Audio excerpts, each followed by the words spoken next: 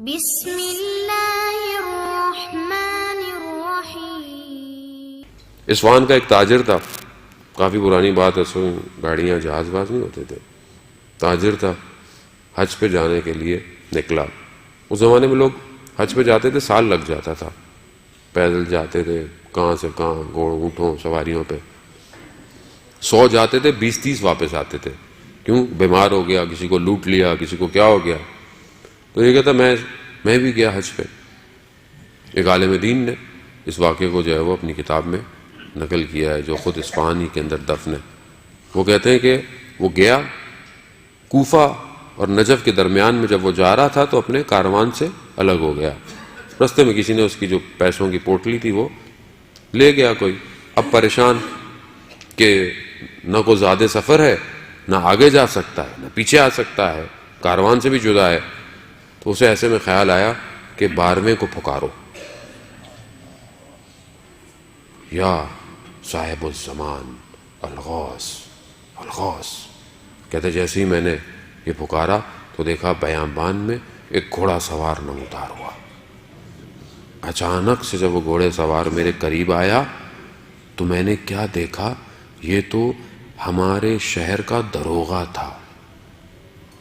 وہ جو پرانے زمانے میں، جیسے آج کل کے زمانے میں تو سب کیمرے لگ گئے، چوکیدار جو ہوتا تھا، جو رات کو چوکیداریاں کرتا تھا، وہ تھا۔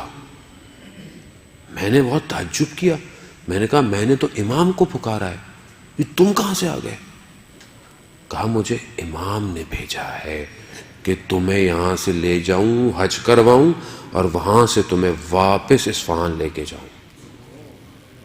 اس نے تعجب کیا، یہ ایک معاشرے کا عام آدمی جس کو شاید کوئی سلام بھی نہیں کرتا۔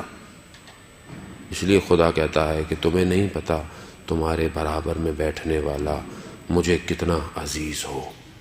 کبھی اپنے کپڑے چھاڑ نہ دے انسان اپنے برابر، کسی کو کیا پتا اولیاء خدا درمیان میں رہتے ہیں۔ عزیزان محترم، اولیاء تھا، لے گیا مکہ کے قریب اتارا، کہا احرام پہنو، حج کر کے یہیں واپس آنا۔ واپس آیا واپس اصفہان لے گیا، پلک جھپکتے لے گیا۔ یہ پلک جھپکتے کیوں؟ معراج کا اتنا بڑا معجزہ ان کے ماننے والوں کے لیے، جنہوں نے اللہ نے اپنے محبوب کو، جس کو ملی سیکنڈز میں ساتھ، جس پہ آج تک دنیا اسپیس پہ پتہ نہیں کیا کیا بھیج رہی ہے، ہبل ٹیلیسکوپ آ رہی ہیں، ابھی تک تو وہ بلیک ہول تک بھی نہیں پہنچے ہیں، اس کے آگے پتہ نہیں کتنی کہانی ہے۔ تو اس کے ماننے والے پلک جھپکتے دنیا میں جدھر ہو جائے، ان کے لیے کون سا مسئلہ ہے؟ واپس لے آئے، مگر کہا کسی کو بتانا نہیں، بولنا کھو گیا تھا۔ اب جب یہ پہنچا اصفہان تو لوگ مبارکباد دینے آئے، تو یہ بھی آیا۔ ابھی جیسے آیا تو وہ تاجر نے کہا میں اٹھوں اس کے پاؤں پڑوں، تو اس نے اشارہ کیا کہ ایسا مت کرنا، پیچھے ہو گیا۔ جب سب چلے گئے تو کہا یہ کیا کر رہے تھے؟ کہہ رہا جیسے پہلے سلام کرتے تھے ویسے ہی سلام کرو۔ یہ راز کو جب تک میں زندہ ہوں کسی کو بتانا نہیں۔ کچھ دن بعد کہتے ہیں دوبارہ آیا، اس نے مجھے کہا کہ یہ کچھ پیسے ہیں، فلانے روز فلانی جگہ آ جانا، میں مر چکا ہوں گا، میرے غسل کفن کر کے مجھے دفنا دینا۔ وہ عالم دین جنہوں نے کتاب میں اپنے واقعہ نقل کیا، وہ کہتے ہیں کہ میں نے وصیت کی تھی کہ مجھے اس داروغہ کے برابر میں دفنانا تاکہ روز قیامت میری شفاعت کر سکے۔ امام زمان تک پہنچنے کے لیے دنیاوی ڈیزگنیشن نہیں چاہیے عزیزان محترم، ایک پاک دل چاہیے۔ اللہم ارنی الطلعۃ الرشیدہ، دعا عہد پڑھتے ہیں نا ہم ہر روز صبح کے، انشاءاللہ ہم لوگ ہر روز صبح دعا عہد پڑھیں عزیزان محترم۔ عہد ہے اپنے وقت کے امام سے، تجدید بیعت ہے ہر روز کہ پروردگار کہاں ہے وہ چمکتا ہوا چہرہ، وہ درخشاں۔ ہمارے استاد ایک عالم دین سے نقل کرتے ہیں، شخص حج پہ گیا، 7ویں 8ویں ذی الحج تھی، رش ہوتا ہے حج میں۔ کہہ رہا اچانک سے میں صبح اٹھا، دیکھا سب خالی، سارے بازار خالی، کوئی شخص نہیں۔ میں نے تعجب کیا کہ ابھی تو لوگ منا نہیں گئے ہوں گے، یہ لوگ کہاں ہیں سارے؟